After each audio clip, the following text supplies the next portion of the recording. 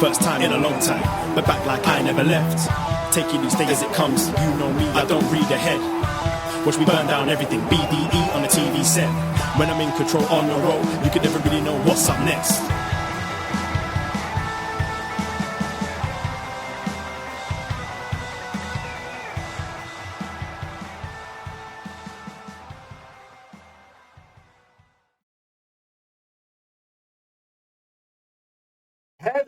Hello. Braden Herrington here with Davie Portman for upNXT, postwrestling.com, Apple Podcasts, Spotify, Stitcher, wherever you get your podcasts, and of course, twitch.tv/upNXT Podcast. Hello, Twitch room. Yes, we are the NXT Podcast, and we go live after NXT every Wednesday night. And we go live on Twitch, and we've been on Twitch quite a lot lately. So much at the moment. We've been doing our regular schedule of NXT on a Wednesday night at 10:15 Eastern, but we've also been putting on Deep Impact, which is my new show going through Impact Wrestling. I've had co-hosts like Andrew Thompson and John Cena come and join me. That's on a Tuesday night at 10:15. Then we're going live on Thursdays as well. Yes. So for those of you who listen to this show and support us and stuff like that, we love giving out free shows. Love it. Starting tomorrow with AEW Beach Break, we'll be adding a show to this very free feed. What used to be called upNXT, with our Dynamite review show, but now we're calling it BD Elite. Yes. And it'll be free every Thursday. We go live and record it at 1 p.m. Thursdays to chat all about AEW Thursdays on the Twitch, but we record it and we'll be putting the podcast out on this very feed. So this feed is become its own little network. We got Impact. It is so NXT. Much. Shot in the Dark that dropped earlier today with John Cena. Yes. So thank you for supporting. And of course, we just did Batman Forever. Yeah, oh, that seems like ages ago now. Yeah. We've done so much in the last week. We had a few people like, hey, where are those Batman reviews at? Well, one of the holy grails of them has been dropped. The Batman Forever reveal. And things are only going to get better. We had a lot of fun talking about Tommy Lee Jones and Jim Carrey. So go check that out. And Kiss from a Rose. I got the Seal Kiss from a Rose cassette right here. Do you have anything to play it on? No, but I got to get one. I'm going to knock that over. So yeah. Put that back up there. So go look for that on the free feed as well, because our Batman review will continue. Our upcoming month. Got another one coming up. But and then of course patreon.com/upnext. We had a whole Rumble month. We did top 5 Rumble moments. We did Royal Rumble 1995 review. We had so many things going on, including upNXT Rumble. What was that? Oh, you never heard of it? No, it kind of flew under the radar a bit, I think. Yeah? I don't think we talked about it enough. Well, not only did we do a review of Royal Rumble last week, we watched the Royal Rumble, and that was great. Maybe we'll talk about it in a sec. But we put on a show, an event. We did, yeah. We've been hyping this up for a while. We had the idea. We've been doing these games for the big 4 pay-per-views, and we thought, wouldn't it be fun if we tried to have 30 people involved in a proper Royal Rumble? And I think it went better than both of us expected. It was long. I mean, it was 30 people we're talking to. It went long, but I think everyone enjoyed it. We had a fantastic champion, and I think we'll do it again sometime. Yeah, we started doing these podcast games that you came up with time ago, and look where it's come on to. You somehow managed to master the power of Zoom and OBS. You've become a whiz. As people on the Twitch, if you watched live, we had so many people live. Between videos still. Podcast came out to patrons, but we decided to keep the video up as well. If you want to check that out, it's still up on the Twitch. And 3.5 hours of a game, 30 people in a Rumble. The longest Rumble ever. Longest podcast we've ever done. It was, yeah. We saw wild things, such as Andrew Thompson eliminating Wei Ting. He said he was going to do it, and he did it. He had one mission, and he succeeded. Yeah, I mean, he didn't win the Rumble. No. Not at all, but he threw out Wei Ting. So, we had some crazy people.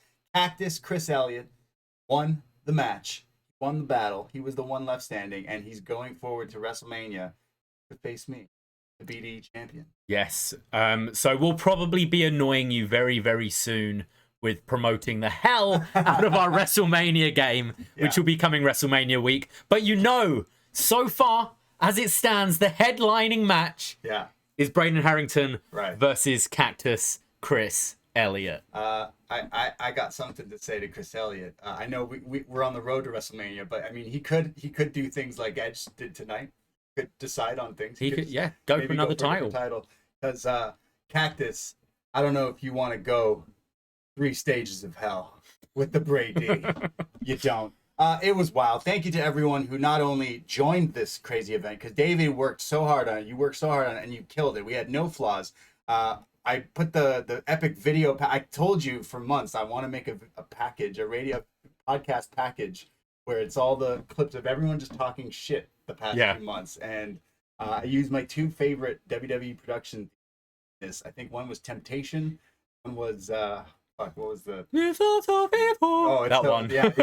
I had so much fun with that, and go check out the Instagram because that video is up there as well. But it's the next thing to do is I want like a whole training video. I want to see people running upstairs in empty stadiums, sweat like. We need, what is NWA, and remember what Cody did for All In with the 12 pounds of gold? We need that. Yeah, the road to. Yeah, we do 12 pounds of gold for me because I'm the champ, and then we hit the road 2 for Chris Elliott. Like Love it. WWE 2 for Love it. Chris Elliott going forward. But thanks to everyone who joined in and helped. Thank you so much. And we saw so many names in the Twitch room that night who we don't normally see. So whether you came over kind of from post wrestling and wanted to hang out, thank you. It really meant a lot to Braden and I just seeing the support we had on Thursday. And I really hope you enjoyed it as much as we did, because we had a blast. We had so much fun, and there was so much controversy to come out of it. But controversy creates cash, baby. Oh, always. So thanks to everyone who joined in, and it was just so wild. And we, a year or so ago, we did an event when you could do events at a bar. Me and you, we had ourselves on the back afterwards, and we said, "Wow, like how great would this be to do maybe for traveling WrestleMania fans or something like that?" And pandemics kind of took that away from us, and something we wanted to do. So now we're doing it over Twitch. Virtually, and, and we're having a blast. So, And by the time we can go to an event and meet all you guys, the ice is already broken. We already know who you are. Yeah. And we can just hang, and it'll be great. And it's something to look forward to. Yeah. We had a blast doing that, and go check that out as well. Patreon.com/upNXT. All the Rumble shows are up there, but it's a new month. It's February, and we have so many shows. We just did the Royal Rumble review, all the Rumble stuff, Killer Clowns from Outer Space. That's all in the past month. You get access to that. But this week, we're doing a What's Next. We are. Chris Price, who was kind of screwed out of Rumble last week, I invited him on to What's Next. We're chatting about the crowning, the tournament final. Very funny to what's going on in NXT now, of the NXT titles. The first time they're going to be crowned here. The inaugural championship match happening. So we reviewed that. We recorded that today. That's pretty awesome. But more importantly, it's the in-ring debut of Summer Rae. And that, if you've been following NXT, it's true. What a debut Summer Rae had. I feel most of us probably weren't watching NXT regularly at that point. We're about to get there. We're about to get to the point where everyone was jumping on the bandwagon. But you possibly haven't seen how they introduced Summer Rae, and it's fantastic. And we see Paige. And Sasha Banks has a secret admirer. She does, yeah. So that's all happening this week. And then Up Yours, where world champs get to pick stuff and come on and join us and talk about their pick, and we review it. We're joined by John Taylor this week to talk all about Robin Hood, Men in Tights. What? Yeah, we're super... Sometimes we find there's a theme with these months without us even trying to make a theme. We're very 90s heavy this month. So we're going to be talking about Robin Hood, Men in Tights. We're going to be talking about Office Space. We're going to be talking about Louis Theroux's wrestling documentary from Weird Weekends. We're going to be talking about Batman and Robin from the 90s. Yeah. And... though we're not all movie heavy, we are going to be looking at wrestling as well. We're going to be doing the best of PWG, joined by Martin Bushby. That'll be coming out, as well as the best of the Never Openweight title with Mike Murray. And which might have to add a match. We might have to, because week. we just had a cracking match between Tanahashi and Shingo. Crazy. I heard you watched it because I think I knew when the Made in Japan happened just from hearing your yell from your room. Was crazy. Awesome match. Yeah, all these crazy things we're reviewing this month, including a retro review from the 6. We're doing the St. Valentine's Day Massacre. We're doing that. That one's going to be on the list as well. And a top 5 moments of love for Valentine's Day. So it might include something that happened on Beach Break from the wedding. Maybe. But we'll be talking about that on BD Elite tomorrow. So patreon.com, $5 a month gets you access to all these podcasts, all the shows in the back catalog, all that. And it only takes $5 to support us. And that's what we do. Crazy times. It's just podcast, free podcast, Patreon podcast, Twitching. We do it for you. You want it? We got it. We do it for you. We do it for the people. We watched the Royal Rumble. We gave some thoughts. I won the Rumble pool. I drew number 1 in the Rumble pool, and it was originally Randy Orton. Then they switched the numbers, and somehow I win $185. Nice. Good for you. So not only am I BDE champ, but I'm also the Rumble winner. I placed a double on Edge and Bianca winning, so I won a bit as well. So it was a good night all round. Yeah, I really loved seeing Christian. Obviously, we mentioned Toronto Boy here. I love seeing those two kind of have that moment. I loved seeing some of the women's Rumble. I like seeing Victoria show up. I thought that was really cool. And I liked, looking back... Jillian Hall, yes, of course. How can I forget? Since looking on like Twitter, Ruby Riot posted some of the gear she was wearing, which said Riot Girl, which is like a Bikini Kill like reference. And I was like, that's what that was. And that's just so awesome. I thought that was great. But watching the Royal Rumble is still the most fun. We ordered wings. Oh, yeah. We just watched the Royal Rumble. We felt like everything was all right in the world for a few hours. Yeah, it was. And I'm thinking about this Sunday also ordering wings. Oh. Barely eating meat right now, but every now and then it's nice as a little treat. It's the Super Bowl, and I'm going to be on my own. So if you want to have a watch along for the Super Bowl with someone who doesn't know a whole lot about football and will probably talk through most of the match, join us, twitch.tv/upNXT Podcast. I'm working, and I told my coworker that I just got to watch for the weekend. Yeah. He's the halftime, and I got to see a Scarborough Man's main event, the Super Bowl. That's for sure. That's how I support him. So XO over everything. So join you for that as well. But at upNXT Podcast for the socials and stuff, we're doing so many things, so many shows, all that stuff. Go follow. I tell you something we haven't done, like we've been able to do that isn't podcasting. Okay. We watched a little show recently. Oh, yeah. Morning Brown? Morning Brown. Aunt Donna's Big Old House of Fun, or whatever it is. Yeah, we got really stoned and watched the show. Highly recommend it. It's really funny. It's so weird and out there. It's on Netflix. I highly recommend it. It's not going to be everyone's cup of Morning Brown for sure, but it's really fucking funny. It's like sketch comedy with a slight through line story. Okay. I watched it. It's wild. But also, I finally got round, and I haven't told you this at all. I've kind of kept it a little secret. Oh. I watched Ted Lasso. Oh, okay. The whole thing. Yeah. Done it. Yeah, Jason Sudeikis. Yeah. More people need to be like Ted Lasso in this world. Actually, everyone. When I have kids, I can raise them to be a good person like Ted Lasso. Yeah. I think there's just something about coaches in like movies and TV shows, like Coach Taylor from Friday Night Lights. Just, Coach Bombay. Okay. Mighty Ducks. Yes. Just makes you want to be a better person. Sensei Johnny Lawrence, exactly. Like these father figures shaping these people's careers and their lives, and it's great. I really enjoyed Ted Lasso. What's funny? I loved him on SNL, but I loved him in this show because he like wrote it and come up with this idea, and he said it's only doing 3 of it. But the like, not to spoil, but at the end, it's kind of parallel at something that's going on in his real life. I don't know if you follow tabloids and stuff, but him and his ex Olivia Wilde and Love Triangle with Harry Styles. Right. So it's kind of like, wait, are you writing things about your life? Because it's kind of sad and funny at the same time. But I love that show, Ted Lasso. Yeah, he's fantastic. And Juno Temple, who plays like the footballer's wife, the girlfriend, she's just incredible. She's so good. And it's nice for me watching something that's kind of British as well. Like it takes me back a bit. That's definitely so. They're just my random recommendations of the week before we get into wrestling. I watched Batman Forever and was like all over Tommy Lee Jones. We did a show about it. Yeah.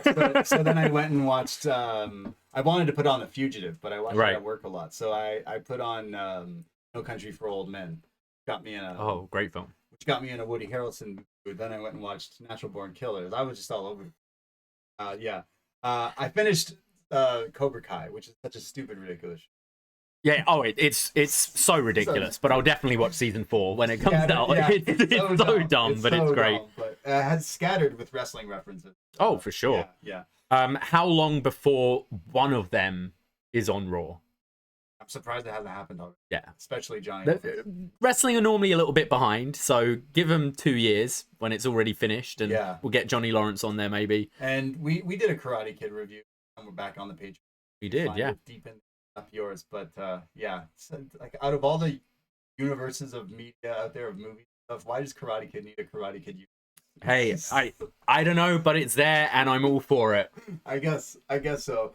I mentioned on a Twitch stream, I finally watched John Wick 3, which is crazy because I've been on this like weird. It's interesting because we're gonna talk about Xia Li a little while with some storytelling. With Xia Li, but I recently went on like a martial arts kick. Okay. So I would love martial arts recommendations, martial arts movies. I know John Cena definitely.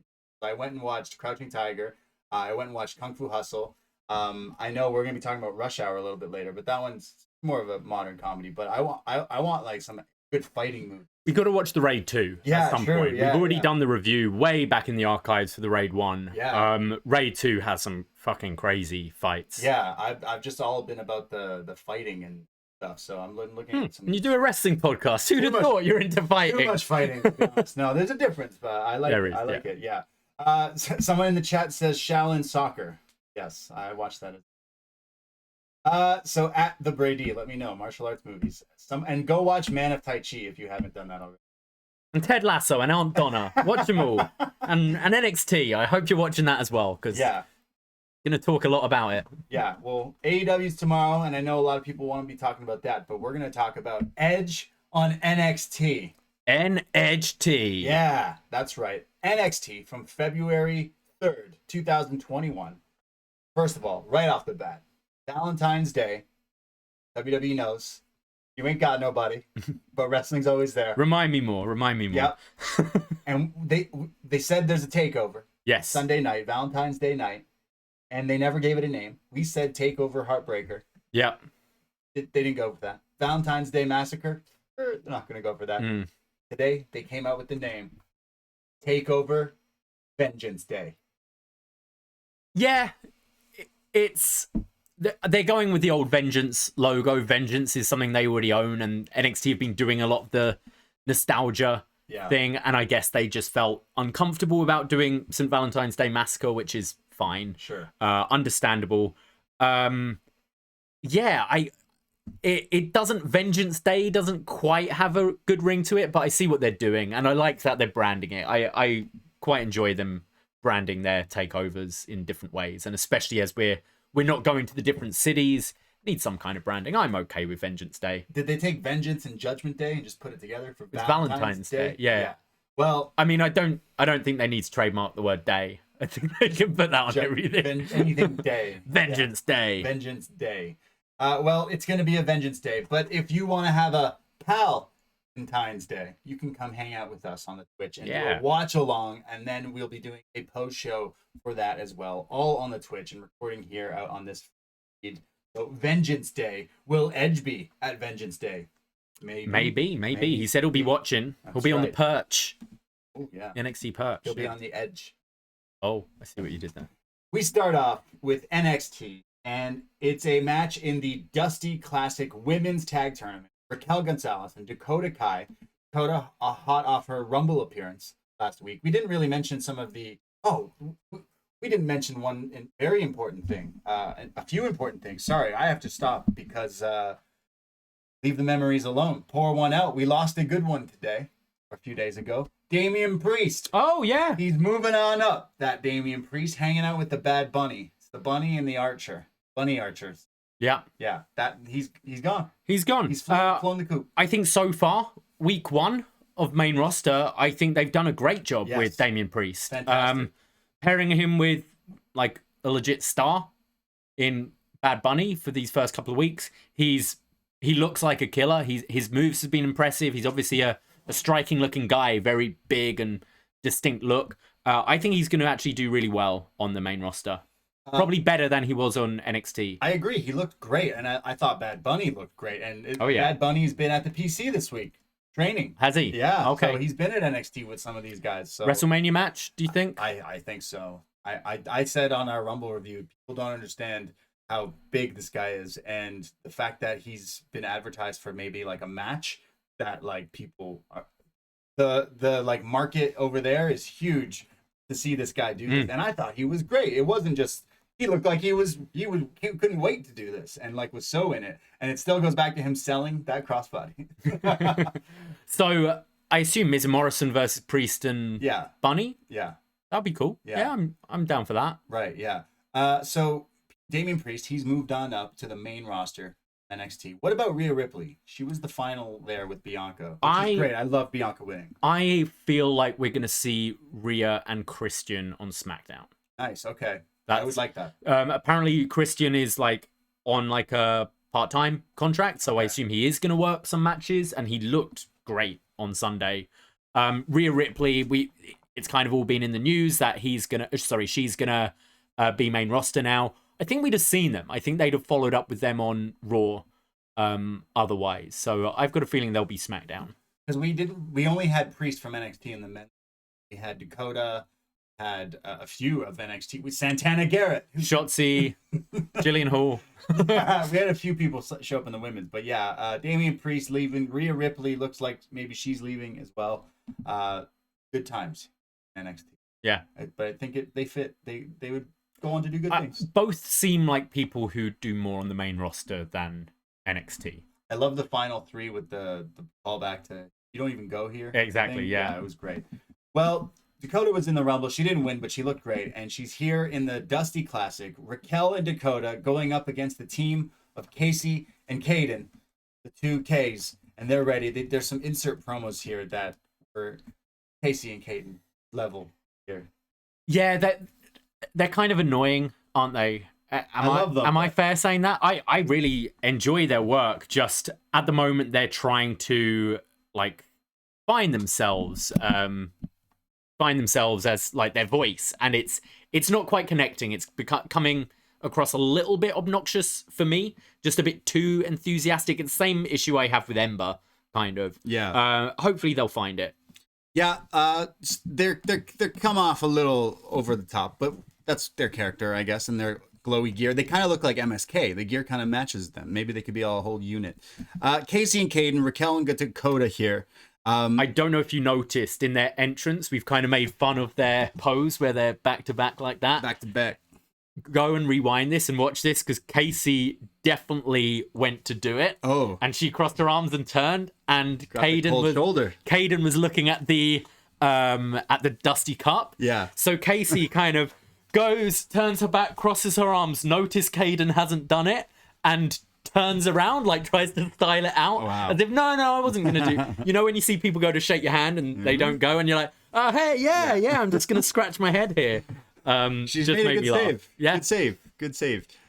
So the finals of this will be on the TakeOver Vengeance Day. We have Kacy Catanzaro here, who's hitting some crazy cool like combos, double team effects here.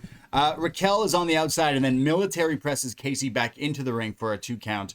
There's then the double team move that Raquel and Dakota have done, like the gliding stomp thing, like the aiding stomp. It's a cool move, but it's only a near fall. Carter's in. She's hit like head scissors on Raquel, and then like low super kicks to Dakota Kai, and then Raquel as well. There's a picture-in-picture, and it's Dakota now working on Kayden with a cravat.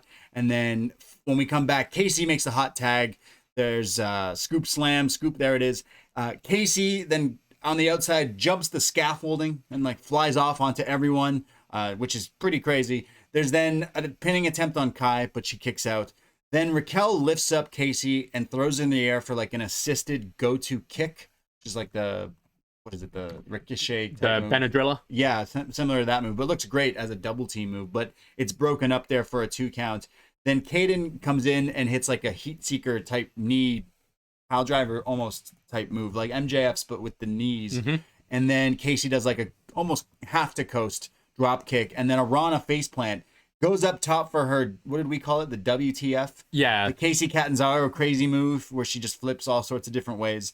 But Raquel kicks out. Dakota looked like she was trying to make the save. I think it was meant to be a save, and Dakota was just a bit too far away, but Raquel luckily caught this and kicked out. But yeah, this was, you could see Dakota wasn't going to make it quite in time. No, nowhere near. But good on Raquel just kicking out here. But she kicks out of this move, and then Kacy like climbs up. There's Dakota and Kayden, who are both now knocked to the outside, leaving Kacy and Raquel. Kacy is flying around Raquel, spins around her, but gets caught in midair, countered into that Texas tornado bomb, and she gets dumped here, and Raquel pins her to win the match. Kacy is tiny. Yeah. And Raquel's pretty tall. The height she got, and just like also the velocity she threw her down, this looked nuts. As we were watching it, you were going, why is that assisted go to kick, not the finish? That looks so cool. Yeah. And then you see this finish and you go, yeah, I mean, if you didn't finish the job with that one, this will definitely do it. Again, putting Raquel over as the star of the team. I thought this was a pretty fun match, pretty good opener.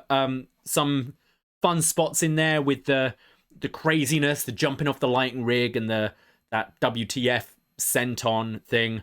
But put Dakota and Raquel over strong. I can probably see these two winning the whole thing. Yeah, it would make sense and helps elevate both of them. Yeah. But yeah, I thought this was a fun match. And I like that even though it's not the direction they're going right now, Raquel is ready. As soon as they're ready to pull the trigger and have her challenge for the title, she's ready for it. Yeah. I really love that Texas tornado bomb. It looks fantastic. Crazy when she gets them high up in the air. It's been awesome from the first, Mae Young Classic 2, I think she was on.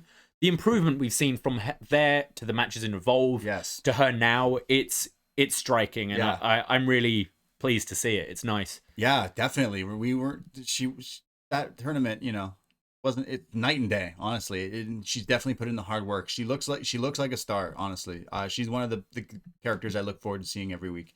Raquel going forward in this match, so they're gonna face Shotzi and Ember Moon, or Candice and Indy, right? Sorry, there's either one of those. So I think we can figure out who. Probably Shotzi and Ember. Yeah. Wade Barrett is now a U.S. citizen. As they do a little celebration, he's given apple pie and a photo of Hacksaw Jim Duggan. Wasn't he Canadian in WCW? Hacksaw, yeah. So Wade is just celebrating that. Good for him. Yeah. Like, I'm not a citizen here yet. I'm a resident, and I know how stressful that is. So good for Wade. Obviously, he's been working over there for a long, long time now. But full-blooded American now. Citizen Wade. We have Alicia, who's a new backstage interviewer here. And she's with Tony Storm. And Tony says, everyone thought Io was untouchable, but I proved that wrong. Io was at my feet as I held the title up. And that is just a preview of what's going to happen in 2 weeks, because at Vengeance Day, if you're not aware, it's Io Shirai versus Mercedes Martinez versus Io Shirai for the NXT Women's title. Io says, Io is not going to stop me. Mercedes not going to stop me. She's dead weight, and I'm on the top of my game, and I'll show a full display tonight. I didn't mind this promo. It's kind of sounded better. Yeah, absolutely. She's been a bit cheesy, I found, in her promos since turning heel, and I thought this was a bit more to the point. Look, I've beaten you before. I want to win again. Mercedes is in my way as well. I'm going to take her. This was a vast improvement from Tony Storm. We have Edge, who's backstage with William Regal. You can't really hear what they're saying, but it's like later on, Edge is here, and they're in Regal's office, and Edge is kind of pointing out the brass knucks, and I think he's like, hey, remember when you hit me here with those one time? Yeah, we've had some fights. And they laugh, and he shows off his new shirt, Earn Our Scars. I used to own like every Edge shirt. I was wearing my Edge head shirt the other day, actually. And I realize now as an adult, I'm not too sure if I want to buy any of his new shirts. No, I'm going to look at this. His other one was Grit, wasn't it? Yeah, it's everything with his R, the rated R. Rated R. Our Scars. I mean, he's had some good shirts. He's had some bad shirts. I still have the E&C 5-second pose shirt as well, like Charlie's Angels type one. Just looking on WWE Shop now, they've got the Bad Bunny Royal Rumble shirt. That one's not bad. Yeah, I get it. There's for those who collect vinyl pops, there's a Boneyard Match Undertaker. Oh, wow. Pop vinyl. Looks kind of cool. Stuff. Yeah, I can't. There's some classic. Oh, they got some nice stuff. Right I haven't done an order for a long time. If you're gonna do an order though, I suggest going to prowrestlingtees.com/upNXT. Absolutely, 20% off right now. Yeah, get a hoodie. Get it in black. Get it in white. If you wear white, good luck eating wings in that. Or just don't eat wings in them. Yeah. Yeah. Get the black one. It's easier to wash. Maybe it won't stain. Yes. Yeah. We didn't talk about how we tried. Great selling there, Braden. We didn't talk about how we tried The bomb. the bomb. Oh yeah, we've been on a Hot Ones kick recently, watching a lot of Hot Ones, and there's one hot sauce on that show Cracks everyone. that kills everyone, and it's Da Bomb. Yeah. So you ordered it. Yeah, we put it on our wings on the Royal Rumble, and we paced ourselves because I've seen the show, and these people are tossing the wings, and you would die. It's so hot. No wonder people are choking. So we enjoyed it. We didn't kill ourselves. It was nice as like a little like brushing it on, a little glaze. It was kind of nice. Yeah. You got the flavor as well as the heat. Like really it's an hot. intense heat, but you got a bit more flavor. Whereas if it was just tossed, all you're just getting is deathly heat. Because we had this other one in the fridge for a while that we had here called Death Sauce, and when I got it, it came in an actual like coffin or casket. And we were talking the other day, me and you, like, which one was hotter? So I actually looked it up, and Death Sauce is hotter. I think so, yeah. The bomb, like, is still so hot. A little bit, I made a giant pot of chili for us, veggie chili tonight, and just, like, a few dabs of this, like, turned that whole pot. Yeah, really nice. Hot. Really so nice. the bomb is Da the bomb. bomb. Yeah, I just was like, screw it. I'm just going to order it and try it. So if you want to use it, feel free. But don't kill yourself or your butthole. Yeah. We'll find out tomorrow. Yeah, we're going to see. We go to our next match, back to NXT. Sorry. Leon Ruff versus Austin Theory. Austin Theory's got a new entrance, including a new theme song.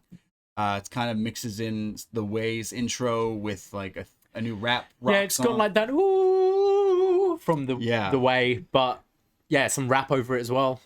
The lyrics, though, said, he's 23. He's Austin Theory. And I'm like, well, wait a second. What happens in a year? Is he going to change the lyrics? He'll be 24. He's 24.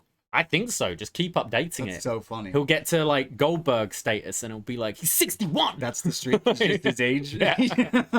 I did like the entrance here for him. Like they have that giant X that they have for the stage here in NXT.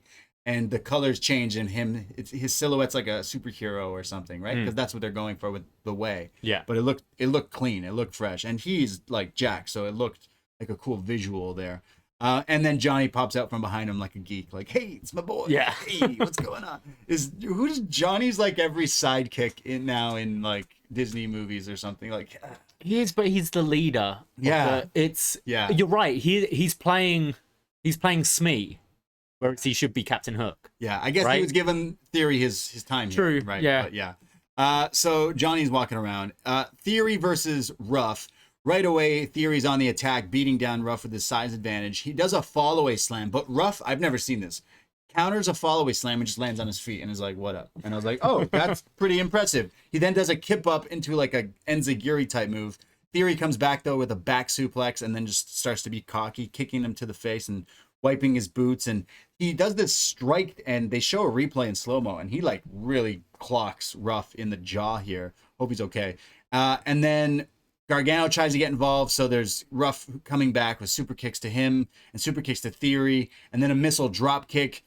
This is where Candice and Indy come out, but Shotzi and Ember come out and take them away. Like, go, no, you're not getting involved in this match. And the referee's distracted by taking them away.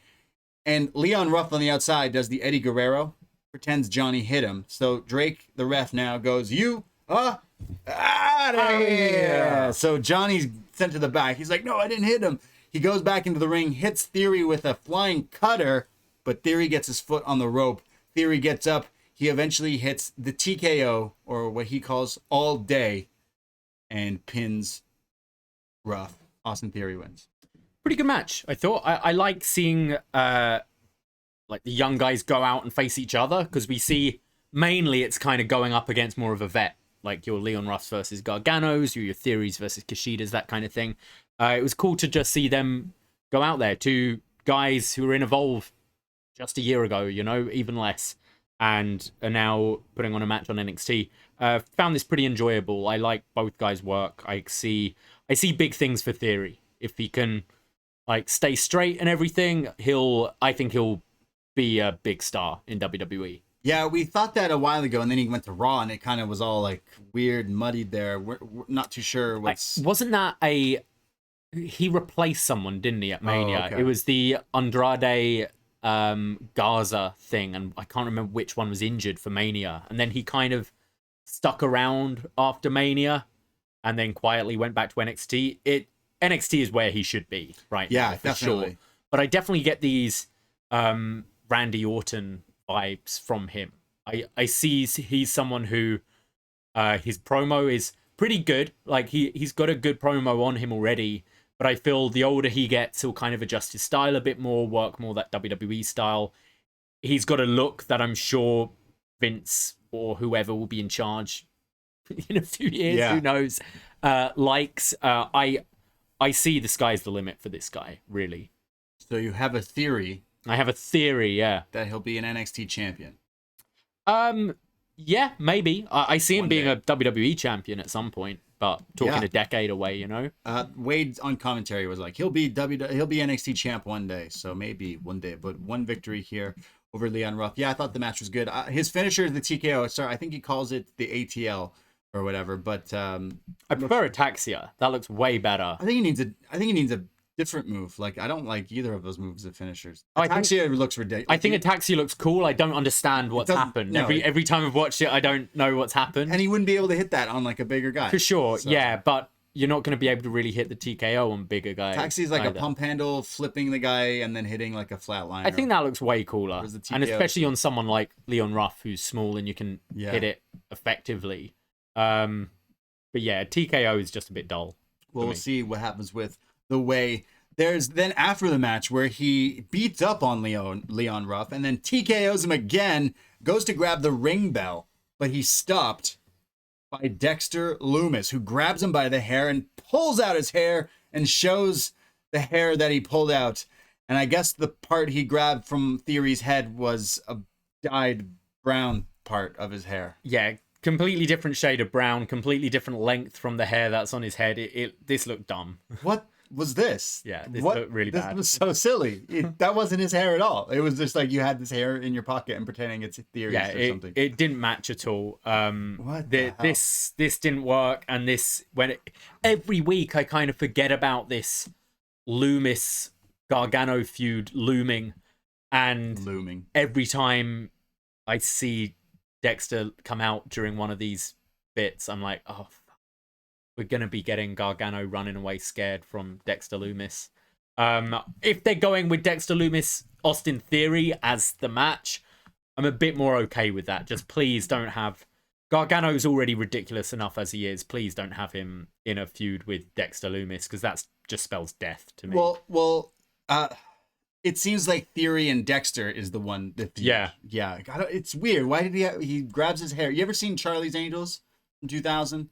With the bad guy, Crispin Glover. His gimmick is he rips their hair and then he rubs it on his face and smells it. That's what Dexter Lumis is doing right there. Yeah, it's like a murder trophy thing, I guess he's sort of going for. But I watch a lot of... Have the hair match. Yeah. Or don't do it to a guy with really short hair. Yeah. His hair's shaved, so he's only got a little bit on top. Yeah. He's managed to find a hairdresser, unlike me, just getting long and out of place. Yeah, I don't know. The hair thing was weird. It was. But yeah, I don't know. Maybe someone will get a good match out of this guy. Maybe it's Austin Theory. I want it to happen. He's had some good matches before, but he's definitely in this like weird streak of just this character is just like what's with spooky things in wrestling? It's become fiendy, right? Yeah, exactly. As soon as they don't know how to evolve it or have it work in a wrestling environment, and it's fine for cool vignettes and stuff, but it's when it comes to the match, I need a bit more, and I haven't really got it yet from Lumis. Definitely thought the Cameron Grimes strap match was a darn sight better than it kind of I thought it was going to be, and it was better than that Roddy strap match, but still, it's the same thing with The Fiend. Anyone who's partnered with them, I feel sorry for, because it's just a huge mountain to climb up, and it's not going to be a satisfying view at the top, you know? The Twitch chat's reminding me that was his character in TNA. Like when he was pretty much Crispin Glover. Okay. Yeah. Like what was it? Willow he was in or something? It's Willard. Yeah, that was a weird one too. He's the dad and he's George McFly. Right. And yeah. So more on Dexter later. We have a video package for LDF, Legado Del Fantasma. Santos is in a cruiserweight title match later. He says, tonight we show how powerful we really are. First, the boys will bury the Lucha House Party, and then I will manhandle Curt Stallion. The end is near. Teasing not only them winning, but still kind of calling out Karrion Kross. And Wade right away, when it cuts to him, is like, well, that's not really a smart move considering you have a title match later. But that's just me, is what he says. And I'm like, yeah. I feel NXT have tried something over the last couple of months. And I actually kind of think it's working, where they're giving everyone sort of multiple storylines. Because you've got Raquel, who's in the Dusty Classic, but is clearly should be in line for a title shot. That title shot's ready whenever. And then you had Tony and Mercedes just calling out EO. You got Kross, who called out after Priest. He wanted to go for the title and is now messing around with Santos Escobar, who's got this feud with Curt Stallion, while Legado del Fantasma are feuding with like Lucha House Party and stuff. It's that Game of Thrones analogy again, I've said, where everyone is in the same world. And I do like it. And it kind of works for me because when you then move to the next feud, it's already kind of ready. But it's just so jarring when you're so used to the WWE style of Raw that don't do that at all. And everyone is on an island that you go, oh, is this too confusing? And you go, no, I'm a grown adult and it's wrestling. I can keep up with this. I think it's way better storytelling for me. I find AEW does it. They do, yeah. I find completely. Since AEW NXT's been doing it. Yeah. So, yeah, there's another thing I noticed definitely that all the stories intertwine. You're right. It's just like any show you watch. Yeah. The characters mix around and intertwine. And have different relationships with different characters on the show and will have different beefs as it goes on. Yeah, sometimes it doesn't matter if they're good or bad. It's like they have issues with certain people or whatever. So I way prefer it. Okay, well, I mentioned I was a bit of on a kung fu karate kick lately, and then I get this on my NXT, and I'm fucking pumped. Are you guys ready for the next installment of the Xia Li saga? Oh, yes. Correct me if I'm wrong. Tian Sha? I believe so, Tian Sha here. It's story time. It's a cartoon graphic of while someone narrating a story here. Now, I tried to write all it down the best I could. We're recording this right after. I haven't gone back and fact checked. But what I got here as the storybook comic comes to life here of what's going on, these drawings. Back before Dynasty existed, someone ruled, a leader with 2 children, an older son and a younger daughter. The son took power, ruled with an iron fist, brought dishonor to the family. The daughter, she fled in fear to exile, but in exile, she found the dragon. She begged the dragon, teach me strength to restore honor. Dragon agreed, but it cost her soul. The dragon put her through trials to purge her fear, replace it with power as she is reborn as a warrior. And she had to find access to the throne. She then came back and destroyed her brother. And she would become what she despised. She would be the fear. She would instill fear into others. And she's now feared for generations to come. The story comes to a close and it fades up to the NXT arena here, and Beth Phoenix goes and it fades to Xia Li, Boa, and this leader Tian Sha with the woman with the face paint, Mei Ying. I think so. Yeah. Well, the girl from this story is Mei Ying. Yeah. So they're basically saying this leader is the younger daughter in the story, passed down through, and Beth is like, "You're telling me that woman is hundreds of years old?" Great line. But what do we think of this? Oh, I thought this was awesome. And this was one of those times where I go, I wish they did credits in wrestling, because this animation was beautiful. And it felt like the beginning to one of these movies, you know, like the prologues that give you all the history, like the beginning of Lord of the Rings, where you hear the history of the rings and the wars that happened over it. Yeah. The beginning to Mulan or something like that. I actually had to look up to see if this is a legit story, and it's complete bullshit they've made up. Okay, yeah. But the way it was presented felt legit. They've spent a lot of time and care on this story. I like the idea that this is maybe something that goes down generations. So the woman in the throne isn't necessarily the woman from 1,000 years ago, but she's like the daughter of the daughter of the daughter who had to go through this. And we've seen Xia Li has gone through those 4 trials, with Boa in this case being the kind of brother, quote unquote, that she was beating up and stuff. So now Xia Li's left behind all fear and insecurities, and she is now the warrior. I thought this was awesome. And the difference between this and Oogie Boogie Spooky shit that we have in wrestling is it leads to combat, you know? Like, this whole story is to lead to this woman becoming a warrior.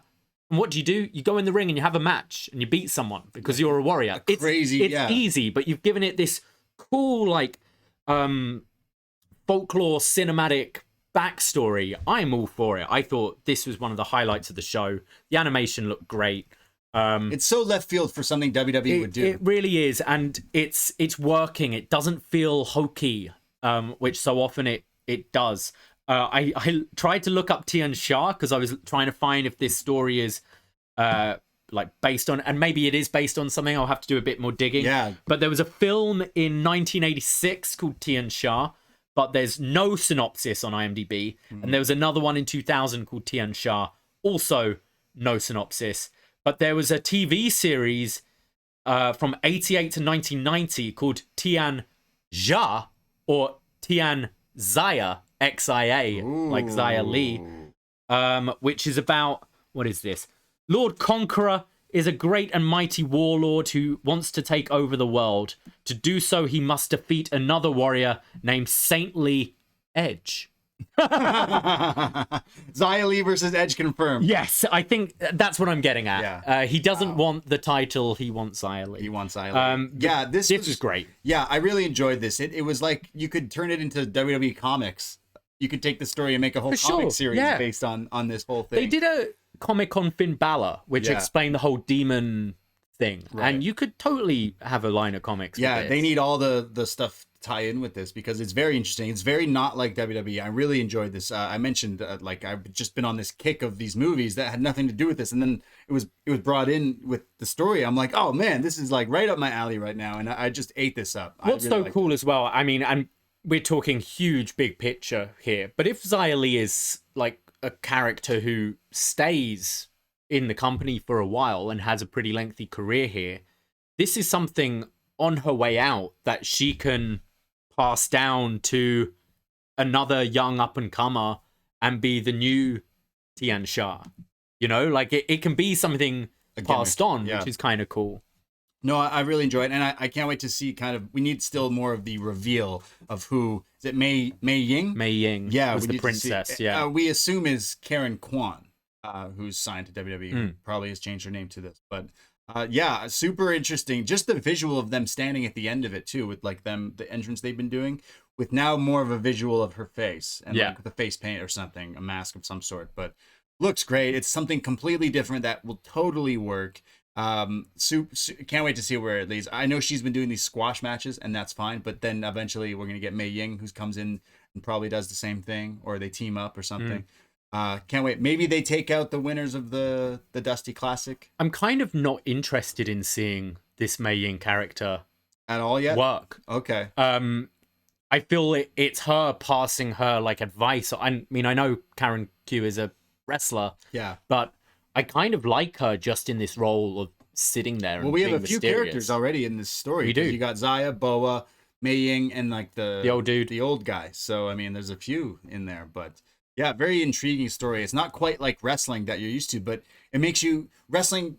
Sports entertainment is supposed to get you interested in the fights. Like there needs to be a reason why you want to watch two people fight. Is usually what it is, and they're doing a weird turnaround with, it's not quite like the spooky stuff. It's more like ancient warriors and stuff. So I'm kind of super into it. Like I'd be down as well for further down the line if there's a big title match or something, is seeing the champion who's going to go up against Xia Li having to kind of go through her own trials to kind of, bit knowing like she's going to take on this warrior and trying to do some martial arts training and getting whacked with the stick and drowned in water and all that to be able to go up against Xia. I think there's so much legs to this. I'd be interested to see who put this together for them. The animation and the storyboard here of this story. But... Road Dogg. Yeah, exactly. Straight out the mind of Road Dogg. Yeah, he's He's got a lot of time on his hands. I like this. I want to see where it goes, and I want to see more different takes of wrestling, like different things you can take to add a story to a character or something like that. That doesn't involve just them cutting a promo.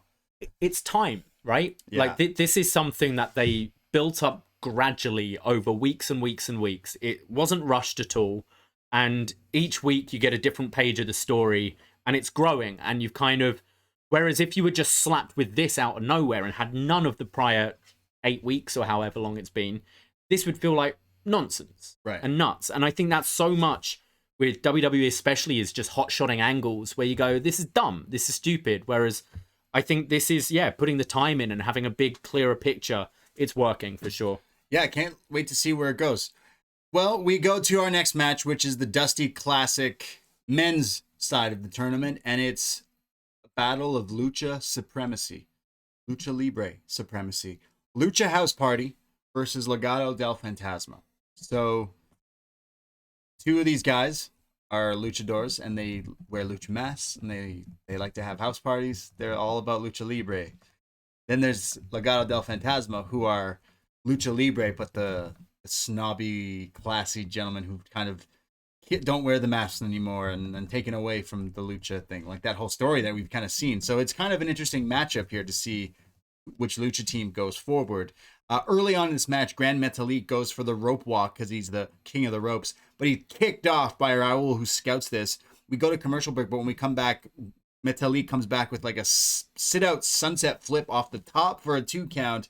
There's then a series of drop kicks and chops from Lince Dorado, who comes in. And then there's this crazy, like, in midair, he counters a counter to his own move into like an arm drag, and then he's hitting like flying head scissors. He's just so fast. There's then like a standing splash off the top of Grand Metalik's shoulders for a 2 count.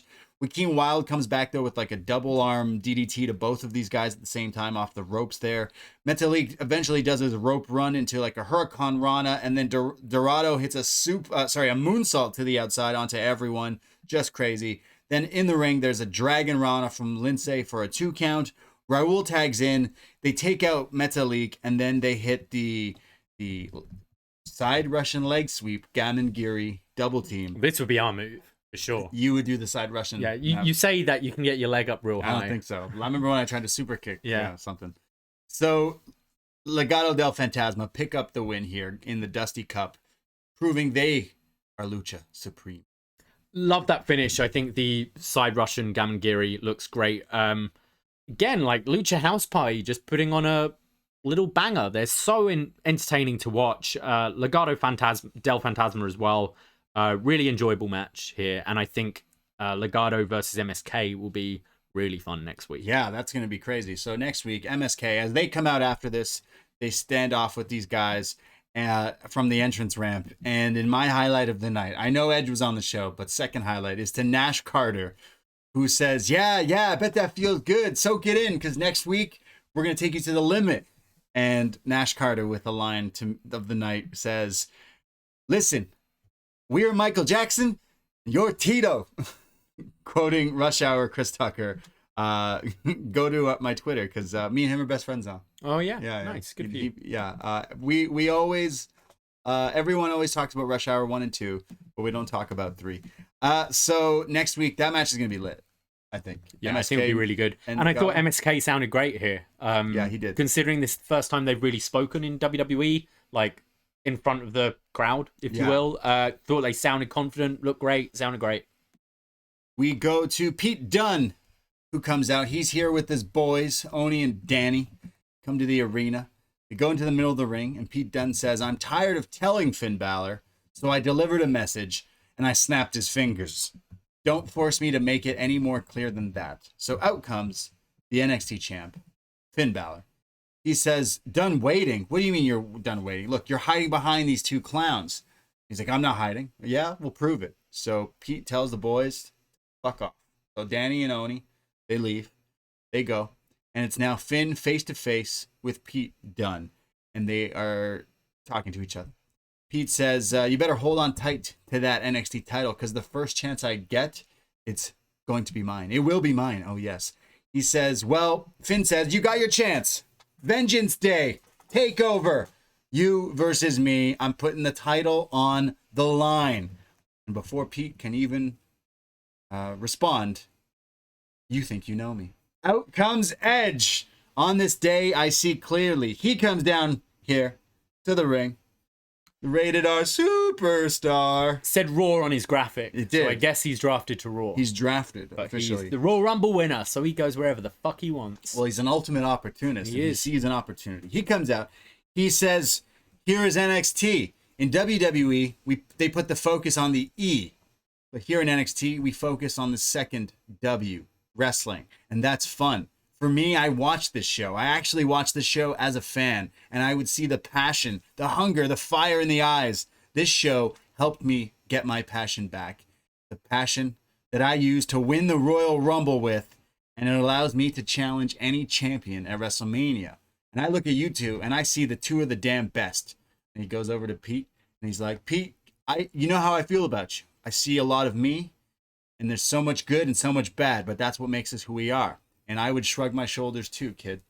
Then he turns to Finn, and he says, I see a guy who's operating on a totally different level. You're at a zone which is special to watch. So I will be watching your match at TakeOver, because I've never had that, as he points to the NXT title.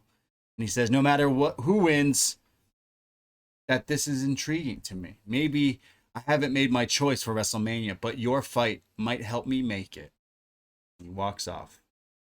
Great little tease. I think I kind of felt this was what Edge was going to do when he was announced. I think especially after last year, Charlotte challenged for the NXT Women's title. That thought is already in our mind, so we kind of think it's possible. I don't see this happening, but I can see Edge wanting to wrestle quite a lot on this run, and maybe kind of likes the idea of his wife calling one of his matches as well. So I wouldn't put it out of the question of seeing Edge wrestle in NXT at some point. I don't see him challenging for the NXT title though. Yeah, I really like this, though. It helps get over these two guys. You know, Edge used to do this when he was, he'd come back for the Edge show, the Cutting Edge or whatever, and he'd always just help get over the two guys. Yeah, for sure. It's like Foley would do before a Hell in a Cell match all the time, that kind of job. Yeah, it was pretty much that, but still he has such a great promo in him here. But I also thought Pete sounded good, and so did Finn. Finn always does sound in a different zone. He's so dramatic, Finn Balor. I love it. He's intense, yeah. Like, what's his problem? But it puts over the title as well. The fact that Edge is considering challenging for the NXT title makes it seem more than the third world title in WWE. I thought this was good. It was cool seeing Edge there. Finn and Pete is a match I'm really excited for, actually. I think that could be pretty great, and it feels fresh. Yeah, so our TakeOver Vengeance Day is coming into shape. We've got NXT title on the line. Finn versus Pete in a never before match. They've never had a match before, I don't think. Not that I'm aware, no. Yeah, so it's the two UK guys, essentially, over there. Or is Finn technically UK? They said it in their promos. Finn's Irish. You could say Europe. The Battle of Europe. Yeah, because that's what they mentioned in their promos before. But yeah, I'm super excited for this match. Pete and Finn will definitely deliver come Valentine's Day. And more matches announced later we'll get into. But Edge in NXT is definitely something I'm interested in. Like, there's so many fresh matchups there. There are so many matches for Edge in the whole company that intrigue me. Yeah. And I feel he maybe feels the same as well. And I reckon he's going to want to wrestle with everyone. I kind of saw that why they just ended that Randy feud on Monday. They were like, let's just get this done. We need to finish this story. Let's wrap it up. And now, like, Edge has this whole play pen to play in. It's awesome. I'm really excited to see what Edge can do if he can stay healthy. Edge and Beth versus Johnny and Candice. That I could totally see happening. He's something. Yeah, I could absolutely see that. Speaking of Johnny's backstage. He's with the new interviewer lady, and he says, "You're great, but you're not Mackenzie. And what you got for the kid? You could be my Howie to my Ali." He says that Austin Theory found the way earlier today, and if that freak Dexter Lumis tries to mess with him again, well, we'll figure out. But the interviewer here says, well, actually, just got word from William Regal's office that you have to defend your North American title at TakeOver, and your opponent, he says, don't say it, Kushida. You said the K word. Who are you? Are you a crazy lady? I'm going to get you fired. So he runs off as we go to commercial break. When we come back, he's dragging the camera, dragging her through to Regal's office, bangs on the door. The door opens, and it's Kushida. And he says, sorry, Regal's busy. And then they start to fight. They're fighting all over the halls. They fight into the room where Edge was fighting in at WrestleMania. The hanging room. The room he hanged. Yeah, the Edge's monkey bars. hanging room. And then Kushida attacks Johnny's arm, and then they're pulled apart here. Johnny's in this weird character role. Like, I liked when he's like, you're going to get fired, lady, or taken to a crazy people jail. It's just like, I want to see you as we John. say this every week. I know. Yeah, and the problem is he's good at it. I kind of wish he was bad at it, so they just go, oh, this isn't working. Yeah. And flip it. But okay, yeah. well, I don't want to talk about this segment. I just want to talk about it's a happening. This is potentially one of the biggest takeover matches, I think, in history. Is long time coming. Johnny Gargano versus Kushida in under 2 weeks. That takeover. This sounds nuts. Can't wait. We figured this was going to happen. Yeah. Now we've got the confirmation. Really, really looking forward to this match. This sells the paper. I hope. Can we have Austin, Candice, and Indy just like handcuffed to Luchasaurus at ringside so we can just have the match? Because this match should be great, and I don't want any bullshit there because it should be great. I think they missed some comedy here that they could have done. Okay. When Kushida's like, no, William Regal's busy, and you just see him in the background, he should have been like doing a Rubik's Cube, throwing a ball up and down, just doing something like he's got all the time in the world, and Kushida's like, nah, he's too busy right now. Because he wanted to dispute it, being like, no, I don't want to face him, but the match is happening. It's happening. I'm excited for this match. We saw it coming, but it's official now. Yeah. So yeah. This is shaping up to be a really great takeover, I think. Yeah, right away. Women's title match, triple threat, Io versus Tony versus Mercedes. Then it's Johnny versus Kushida and Finn versus Pete. Yes. Plus some tag finals of the Dusty. So yeah, it's pretty stacked. Good stuff. We go to Robert Stone and his brand with Aaliyah and Jessie Kamea, and there's an announcement that Jessie Kamea has signed to Robert Stone brand. Wow. She got look new at that. gear, new music, and she's signed to the Stone. Good. But she has to go up against Tony Storm. Tony versus Jessie. So if she plays her cards right, she'll soon be in Retribution, and then she'll be challenging for the NXT Women's title. It seems like a good move to me. Maybe. Maybe. Yeah. Well, just think it. Maybe if Rhea Ripley signed to Stone brand, she would have won the Royal Yeah. all those times back. And Shotzi would have won War Games if she signed it. Yeah, didn't run him over.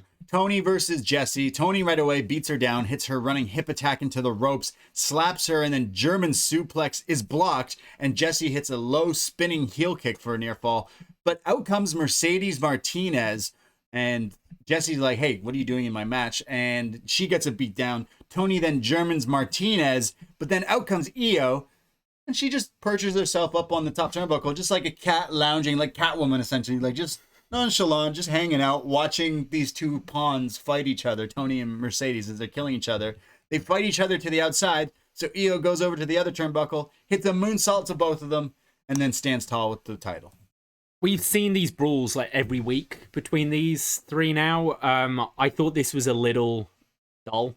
There was this weird bit where I think Tony delivered a headbutt to Mercedes and they both fell down and were just lying on the floor on the mat for ages.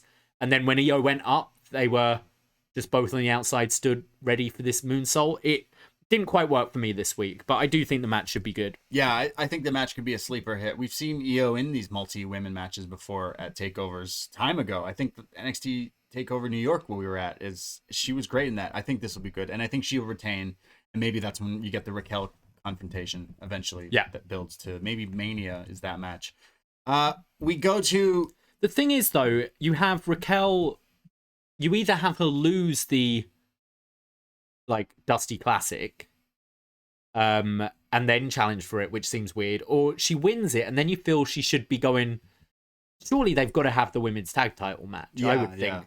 Yeah. Unless she loses and turns on Dakota, maybe blames her or whatever. True. Going forward, I don't know, but I do see that being the direction Raquel and Do you see EO retaining? It's EO versus Raquel at WrestleMania TakeOver. I think so. That time frame. I mean, there's not going to be one on the Saturday or Sunday of that same weekend, but WrestleMania time frame TakeOver is that match. Yeah, 100% because it's huge. We go to Curt Stallion. Is he actually going to wrestle Santos on this show? Will it happen? Well, Curt Stallion says, tonight is the absolute biggest opportunity of my life. Santos has been running, and tonight I got him in a corner. So place your bets on the Lone Star. I think I said Walmart Hangman last week. Was I on the money or was I not on the mark? I don't get Hangman so much. I get Matthew McConaughey vibes. All right. Time. Yeah. Wow. Well, what is it? If you smoke, you smoke? No? Huh. Well, you'd be a lot cooler if you did. Curt Stallion. So Curt versus Santos, and it's actually happening. But then, don't let the name Lone Star fool you, because Curt Stallion rocks a Naruto headband here. I hate his headband. It looks so dumb. There, you said it. Yeah. I don't get it. I don't get it. But it's got to have some sort of meaning, and we've talked about it for like time on these Evolve shows before years ago. So Jesse from the 6 hates it more than me. He would get mad when we did those shows. Why is he wearing his headband? Yeah. Well, he's wearing the headband here, so he's going up against Santos. Cruiserweight title on the line. Santos hits a dropkick early on in a snap brainbuster, and then it rolls it into like a Kimura-type submission hold. Vic Joseph, I think, kind of is a little early on the draw for his cue, but I think I see something in the corner of my eye. And then the match goes on, and they're like, what? What are you talking about, Vic? And then it cuts to the perch, and Scarlett is there watching. There's red lights and fog. This is weird, because if you think you've seen something, don't you just turn around to check? She's behind me. Yeah. You can see her right there behind me. Bless Vic Joseph. Bless him. Yeah. Scarlett's just looking all spooky up there. Scarlett, obviously, looking like Scarlet Witch, WandaVision here. Oh, huge Scarlet Witch vibes, yeah. I got Wanda meets Dolly Parton vibes. Jolene. That's what she was looking. Not quite the hair, though. Not quite as high. The color hair. But the color, also, it's these like tassels that she's got. But definitely WandaVision, Scarlet Witch type, old X-Men style. Scarlet Witch going to the rodeo kind of vibe. Yeah, exactly. Working 9 to 5. Scarlett is just hanging out there watching, and Santos keeps turning his attention to that while he's in his match still. But they go to commercial. When we come back, Santos drops Stallion on the steps, is what they showed us during the break. He locks in and then a single leg crab, and then turns it into like a modified surfboard here. Stallion comes back with a German suplex, and then a crazy suicide dive from from Curt Stallion. And then Stallion hits a splash off the top, but it's only a 2 count. Santos then throws him upside down. Sorry, I pressed mute. Yeah, carry on. Thank you. Santos then throws him into the turnbuckle and then hits with the Legado driver, keeps him standing with the butterfly into the knee facebuster, and Santos wins the match. So Cruiserweight title wasn't going anywhere near headband guy. Considering this was built up for ages, I wasn't sure if this match was even going to happen. Until they even locked up, I was expecting something to happen. As in one of them taken out. Didn't think the match quite delivered. It wasn't bad. There was that. I thought that suicide dive from Stallion kind of through the corner looked really cool, but seemed at the end a pretty easy enough win for Santos. Yeah, which I was fine. Sorry, Stallion's promo earlier definitely was like, if this guy shouldn't be winning the Cruiserweight title. No. Just the fact that it's been built up and put off for so long, I kind of saw a bit more of a showcase for Curt Stallion, and apart from that suicide dive, I didn't really get that from him. Yeah, there wasn't anything that I bought that he was going to win. I thought for sure Cross was either going to cost him the title or something like that. And I just didn't see, out of all the contenders, it wouldn't make sense for him to lose it to this guy. No offense to Curt Stallion, but he's got a lot to work on, I think. Where compared to Santos, this character's been built up. We just don't know him. That's the problem. We haven't seen him. If we'd maybe seen him in tags and singles matches against other guys and racking up those wins, we might care a bit more. But unless you watch 205, even if you do, I think you want to see him in this NXT environment before going for this title. Yeah, this didn't quite hit for me. Yeah, it wasn't like one of his classic cruiser matches that he's had, but I'm happy he retained. But Karrion Kross comes out down to the ring. Kross confronts him.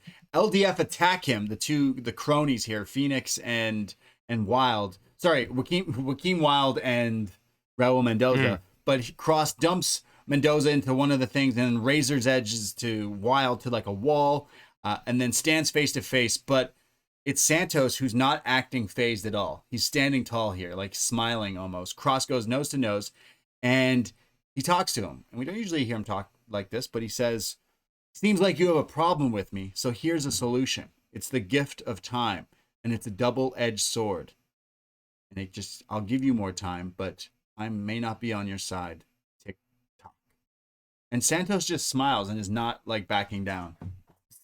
Santos looked great here. Like no intimidation at all. He does eventually go out of the ring, but I didn't see it so much of a backing off in fear, and more so just like, we'll fight when the time's right. We'll fight on my time. It kind of felt like to me. It kind of felt like Santos bitched him out a bit. He did 100%. Yeah. Kross kind of looked second rate to him here. Like Santos, his acting here was great as well. If you look at his eyes during this moment, they're kind of doing the like back and forth thing, looking at Kross, just sort of sussing him out. I thought he looked fantastic there. But yeah, Kross just didn't look good at all. He's been called out by this guy for weeks. Yeah. And we've seen Kross attack all these people backstage and stuff. Santos has been calling him out a few weeks in a row, and he just comes out and sort of stares at him and doesn't do anything about it. Yeah. Okay, he beat up the tag team, but who cares? Like, I guess, yeah. It's funny because he doesn't back down. So it made Santos look like a badass. Realistically, It did a really good job of that. And it's not the last we see of this, because we go to Undisputed Era getting ready for their match later tonight with Roddy still wearing the sticker on his shirt, like always, classic Roddy. But when we come back from break, it's Edge, who's backstage somewhere, fist bumping Bronson Reed as they're talking, and Edge exits the back door. I don't know if he saw Malcolm Bivens' tweet earlier today. Oh, yeah. But I screamed at my TV, "Oh my God, Edge, don't do it. Edge, do not go into the NXT parking lot. No, Edge, please don't. Stop." But he's met with Karrion Kross, who somehow found a shirt. And Karrion Kross says to Edge as they go face to face in the parking lot, "Edge, you have a big decision to make, and it's going to be a moment you're going to have to live with. So I hope you choose logically and not emotionally." So Edge says, "Oh, you sound pretty threatening here. You're threatening me. You could motivate me, you know. Don't motivate me, because I could come back here, and I don't think you'd like that." And Edge walks off, gets in his car, and leaves. Yo, Karrion Kross, man, just got clapped 2 segments in a row. Yeah, he looked like a right bitch here. I'm done with this guy. This guy sucks. Oh, come on. No, this guy sucks. I like hourglasses, and I'm not very good in the ring. And I just got bitched out by an old man and some cruiserweight. I guess. Like, that's what I'm getting from it as a viewer. Like, he's done nothing. He's got a cool entrance and a hot wife. Like, like, I'm not seeing it with this guy, and his stock is just getting lower and lower for me every week. I did love the tease of the parking lot. I don't know if this is just a kind of coincidence with the Bivens tweet, or I've got the tweet right here. So if those of you don't know what we're talking about, Malcolm Bivens sent a message to Edge earlier in the day saying, "Everyone has been atting you, but no one has warned you about the NXT parking lot. One of the most dangerous places on earth. For me, personally, I live for the adrenaline rush of waiting outside on a Wednesday night to see who is really about that life. A little 3-6 Mafia gently playing from the car stereo too. Ooh-wee. As the most trustworthy person in NXT, I want to give you a heads up. Malcolm Bivens." And then in tiny writing under his name, "The Brood is my favorite theme." So I don't know if it was kind of a planned thing and to plant that, because you're definitely watching this scene waiting for something to happen. But I like that tease, like the little threat hanging above. You walked into the parking lot, and I, as a fan, I'm just like, That being said, we haven't seen what .com have posted yet. We never know. Oh, There's a lot of parking lot stuff that happens on .com. Florida parking lots are not safe. No, they're not safe. Not at all. So Edge survived, but they're teasing Edge versus Cross something down the line. I know Cross and Randy were going back and forth on Twitter this week as well. So maybe Cross just goes to main roster. So Edge came to NXT and has got 3 feuds lined up already. Edge needs to He's chill. going to go on SmackDown on Friday and probably have 3 more feuds. Yeah. Kayfabe wise, Edge, you just came back from injury and you're just talking shit to everyone. Love it. It made Edge look real. I know people. So I'm 9 years. I've got 9 years to catch up on.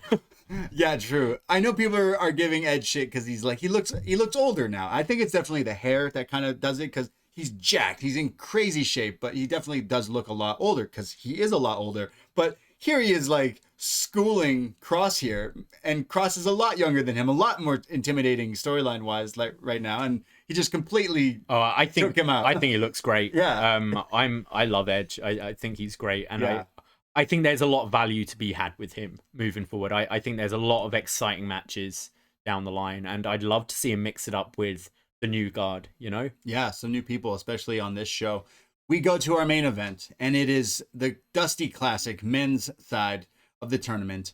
Adam Cole, Roderick Strong, Undisputed Era versus I'm going to call them the hard men, Thatcher and Champa. Yeah. The real grizzled young vets. Just grizzled vets. Just grizzled, I think. yeah, maybe not young, but the vets. Champa with the, what do I call him? Marley from Home Alone, the old dude, the ice dude with the haircut. Looks great. It works for him for this. It's great. But Wade Barrett on commentary when Adam Cole makes his entrance with the boom, like I started that. Yeah. And you had to remind me that he used to do that with the boom, the bull hammer. Yeah. So the hard men versus UE.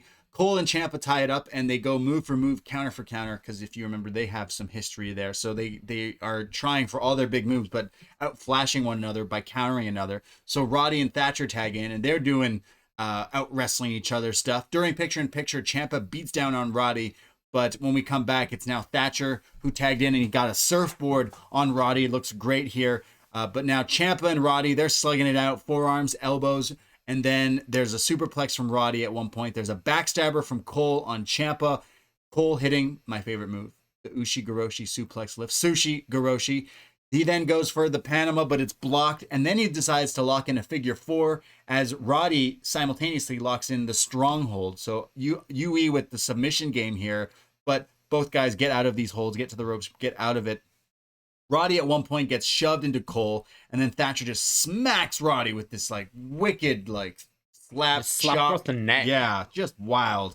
Then Ciampa comes in and Germans him, and Thatcher tags back in and Germans. They just keep Germaning Roddy here, back and forth. But Roddy eventually gets a knee to the face, but kicks out of it. Comes back with his own knees, angle slam, tags in and out with Cole, who hits super kick combos.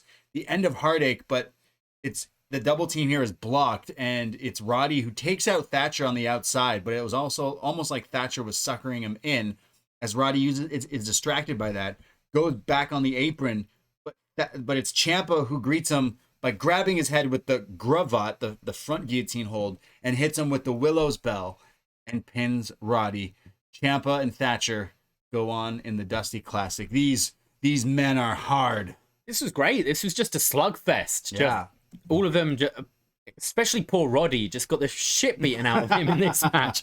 I really liked it. I enjoy this style, just the heavy hitting. I think Thatcher and Ciampa as a team are quite interesting. And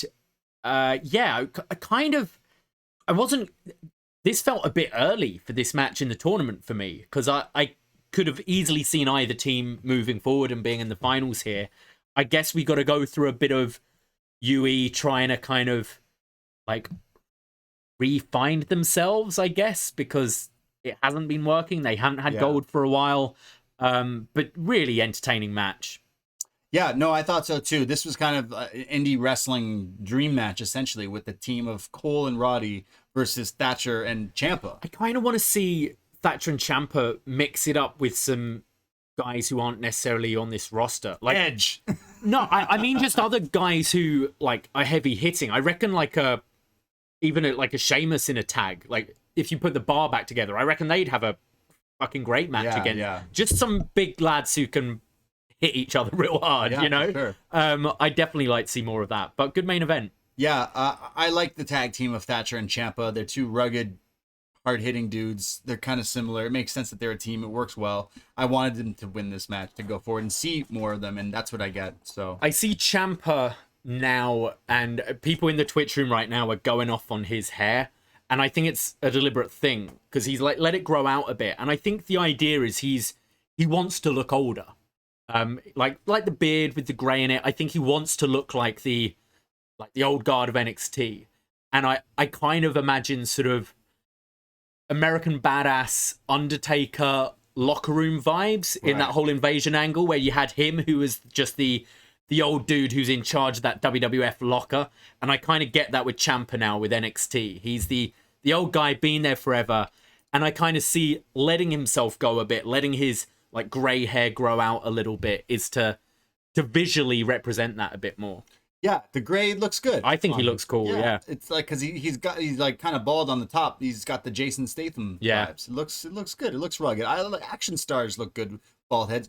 As a proud bald man, I support the chicks love bald heads, but I thought he looked good with this look. I know people will curse. I'm criticizing Edge because I think his hair is just like he cut his hair and then he let it grow back out. Maybe he needs. I like the long hair. I think that's what makes him look older to me. I'm not sure, but for Ciampa, Ciampa, it makes him Edge though. Yeah, you know, like yeah. if I think of Edge, I'm thinking of the long blonde hair. Yeah. It's the same. Watching Shawn Michaels in that awful tag match, I'd have taken receding long-haired Shawn Michaels over bald Shawn Michaels in that match because it wasn't Shawn Michaels I was watching, and I feel that with Edge, and I like his long hair. Well, I wish I could have hair like that when I'm in like age. Edge. Yeah, great. I love all their hairs and All the hair. their This hairs. is a hair review. Who has the best hair in wrestling? Griff Garrison. No, Jungle Boy's got some. Jungle Boy's got flowy nice stuff. hair. I like Dakota Kai's pink hair All going right. on lately. But after this match, Ciampa and Thatcher stand at the ramp against the dusty statue, the trophy there, and they're greeted by the grizzled young veterans who standing in nice-looking suits, I might add. And it's a stare down. But then they start to brawl. Regal's there. The refs are there. They're pulled apart. What's gonna happen? It's the grizzled old vets versus the grizzled young vets. I'm pleased they did this. It adds a little bit more onto the match next week. I've really been enjoying this Dusty Classic. I think there's been a lot of good teams who you could see them going with, and there's a lot of different directions. I thought this was a pretty solid episode. Yeah, I really like this episode. Obviously, with Edge, they did it proper with the whole like Twitter is a way you can promote, right? Yeah. Like people kind of forget that, and Edge did a great thing where they clearly came up with this idea. He tweets that out. NXT makes it official, and it's a great way to get interest for this show, especially going up against Beach Break on AEW tonight. So seeing Edge on this show is something completely new and fresh and super cool. As a wrestling fan, it's like old school meets new school. It was very interesting, and I like the way he helped get Finn over and Pete over, and it makes us want to watch that match even more so because the little idea that probably won't happen, but Edge versus say Finn or something along those lines. But I think Edge will tie it up with some NXT people. Probably not for the title. Yep. But down the line, it's definitely something we're going to be seeing. I like the tag matches going forward. I think the Dusty Classic is a good way of getting good tournament. They don't do tournaments enough, essentially, and I think this one is something they do really well. I liked Raquel and Dakota going over, and I liked Nash Carter from MSK referencing Rush Hour.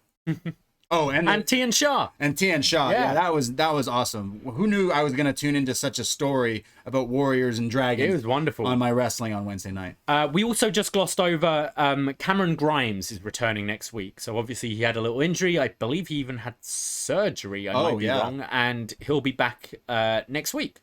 So we can look forward to Cameron Grimes again. But TakeOver Vengeance Day is looking pretty good. I'd say this lineup is good because it's going to have the finals of this Dusty tournament matches as well. So realistically, those are looking pretty stacked. Yeah, I think NXT, again, they've been on a nice little run the last few weeks, just putting on good matches and good storytelling. It was a really easy watch tonight. I thoroughly enjoyed it. Yeah. Overall, thumbs up episode for me here for Wednesday night NXT. Well, let's go and see what you guys thought. Every Wednesday, we post up feedback on forum.postwrestling.com, where you can give your thoughts on the episode of NXT. And we start with Fire Frank, Hey. who says, good show. All the Dusty Classic matches were fire. Stallion versus Santos finally happened, so we can stop talking about it. Even intrigued a little to see where this Cross Escobar thing is going. Finn versus Dunn set for TakeOver. Edge with the goosebumps inducing promo. Really hope get him versus Finn and even Dunn someday. But I'm now sufficiently pumped for TakeOver V-Day. Thankfully, Edge made it safely out of the parking lot. Grimes on his way back from the moon. And of course, the most important thing, shout out Tian Sha story time. Where's the shirts, Uncle Paul? Yes, we now have a name. Trip. We need the shirts. Next week with the Dusty Semis, looks at Booker would say, good. P.S. Theory's new song sucks. I have to someone hear who it doesn't again. like the new theme. Because Frank's just mad he's not 23. Maybe. Yeah. We go to MJ from NJ, who says, wanted to get your comments on the following idea. NXT featured a WWE superstar who made his name 20 years ago. AEW featured 2 NXT prospects and Neville and Ambrose in their main event. What's it like reviewing What's Next, knowing the talent you see ultimately makes it to the main event of another company, while the show you watch featured a guy who was retired during the period you cover on What's Next? Just in a position tonight. I think that's a very weighted question, because let me word it like this. NXT featured a WWE superstar back from retirement after 9 years ago in a talking segment. AEW headlined with Festus. Like, you can weight it however you want. I think, like, you say 20 years ago, he retired 9 years ago. Well, he was still in his prime. I think he still has a lot to offer from the matches he's had so far. It's not like you're watching an old man limping around. MJ's just upset Edge didn't come out with a bat and point it at someone. Maybe. Maybe. Look, I love AEW and I don't really care. Like, I'm not like funding WWE. I'm not funding AEW. I watch both shows and enjoy both shows. I just want to see talent excel, and age for me doesn't matter as long as you're good. I think Edge has a lot to offer. He's one of the best promos in the game. He can still go at a good level. There's loads of interesting matches, and the very fact he came to NXT makes me think that he wants to be working with this younger talent as well. Yeah, I feel it's just a kind of weighted question there. Clearly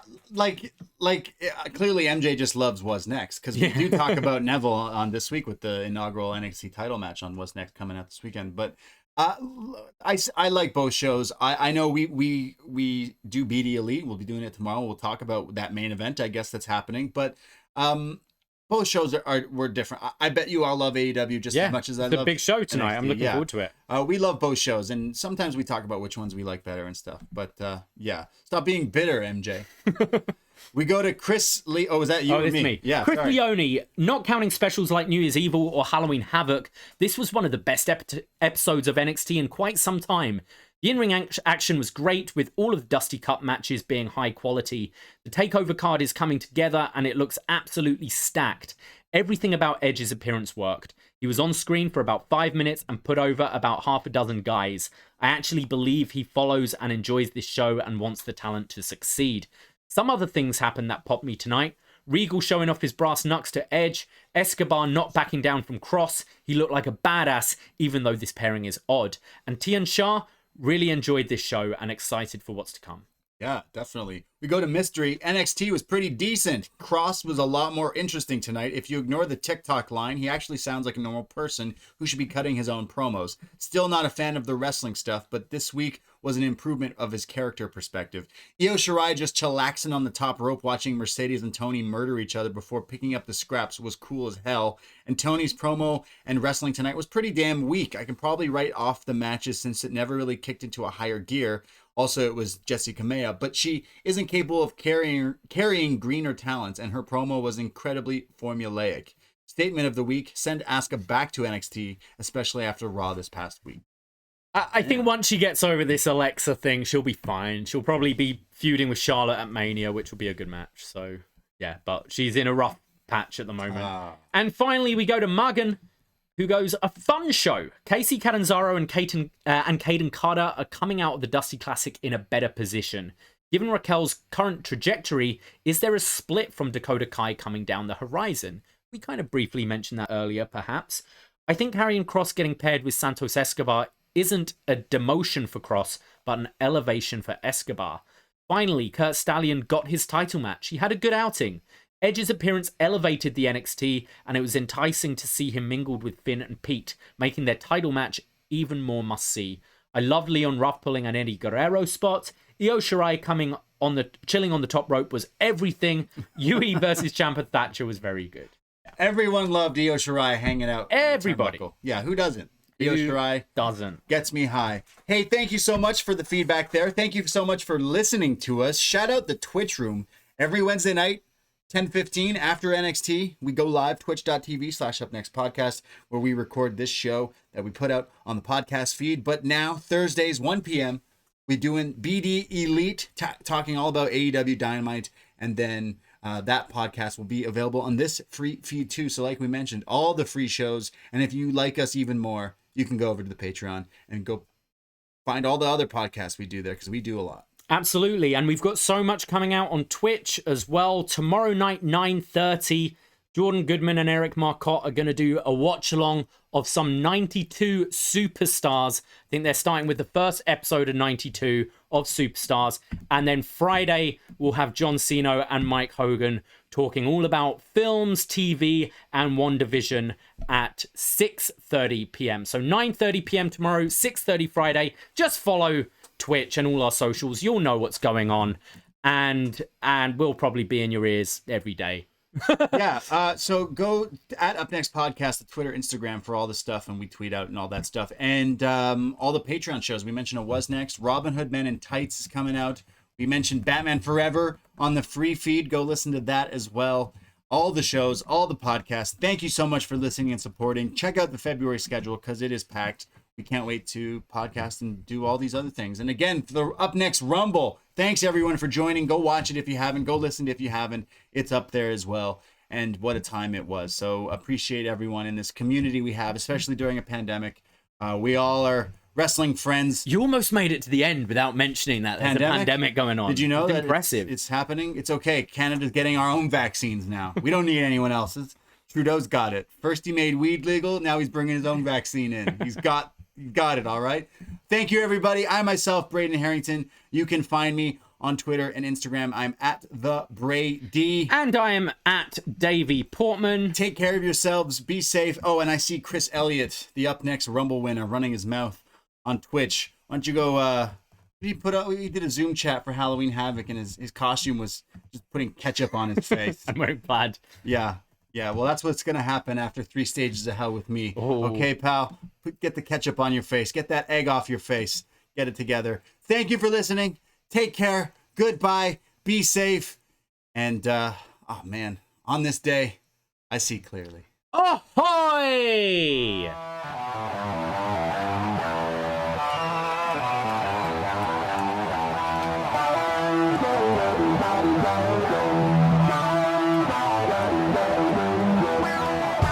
First time in a long time, but back like I never left. Taking each day as it comes, you know me, I don't read ahead.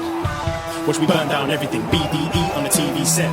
When I'm in control on the road, you can never really know what's up next.